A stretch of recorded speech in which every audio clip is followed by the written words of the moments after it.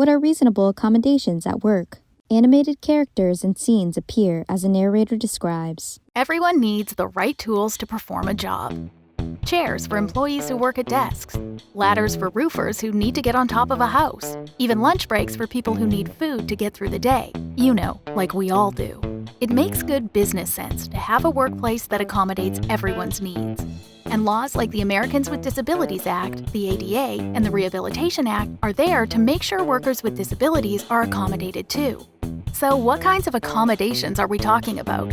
Special privileges for special people, right? Gold-plated hover chairs? Trained seeing eye unicorns?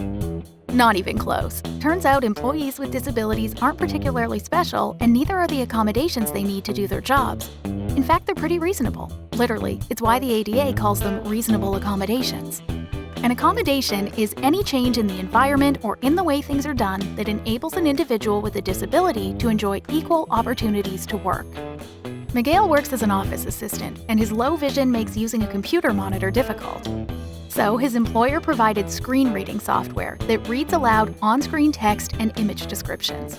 That's a reasonable accommodation. June is a bookkeeper who experienced a traumatic brain injury. Concentrating for long periods of time is exhausting for her. So instead of taking one long break, her employer allows her to take several short breaks.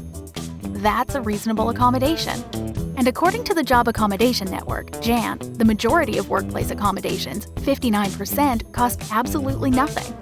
But if there is an expense, there are tax credits and other incentives out there to support businesses in creating a more accessible workplace. So how do you go about getting a reasonable accommodation? You're the expert on what you need, so if you need something, ask for it. Step 1. Research simple solutions. While you may be the only employee at your job with your disability, odds are that someone somewhere has the solution you're looking for.